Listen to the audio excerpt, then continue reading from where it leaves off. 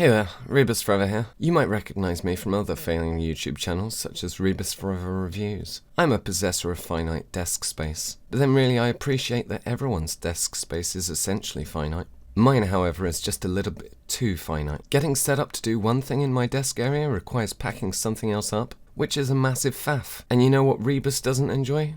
Well, you probably don't know what Rebus doesn't enjoy. But anyway, Rebus doesn't enjoy Faff. A good bit of advice I've been learning is that Faff can be a massive barrier to progress. If you have to perform a series of tasks before you can do a thing you want to do, for instance, if your paints are tidied away and you have to get them all out, clear an area, get the models you intend to paint out of their own storage, all before actually painting or whatever, I bet you will get less done than if your project, tools and workspace are all readily available. Of course this isn't an option for everyone, but if you can work towards making whatever your hobby is accessible, I would recommend it. In that vein, my desk is my workspace for all my channel and personal projects, from gaming to tech to model and wargaming stuffs. The problem is that it is only possible for me to do one non-gaming task at a time, and increasingly if I'm painting, the paints encroach on my keyboard and mouse area. And once the paints get put away, the hassle of carrying them between the desk and shelf, though trivial, can be enough to put me off doing anything. Clearing the desk of paints to do anything else is an equal hassle. The crunch point for me has been buying a wet palette after months of using a homemade version, but much like my attempts to replace light bulbs, I ended up buying a massive wet palette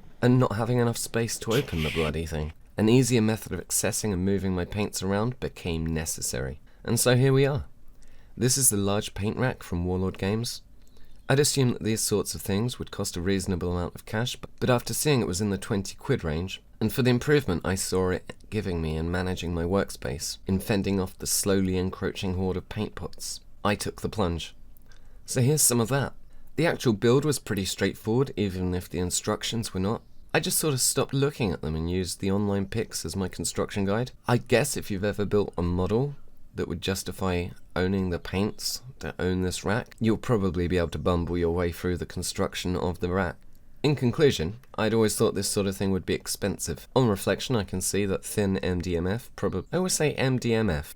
probably shouldn't cost much more than this. If I was being critical, I'd like to see some extra supports along the rear, as it's pretty wobbly, even after I slathered the thing in layers of glue to make as many of the joints as secure as possible.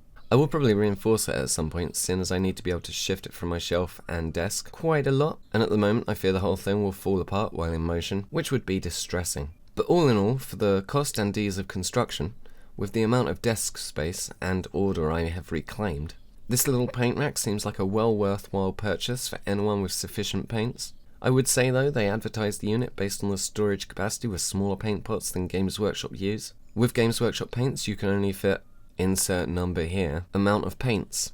So be aware of that if that's the brand you mostly own.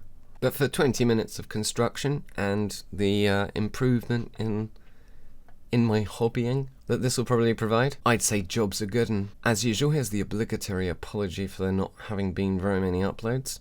Life's been very lifey. That said, thanks to my Patreons, and thanks to anyone that watches this video and does any YouTubey stuff. Anyway, toodle pip.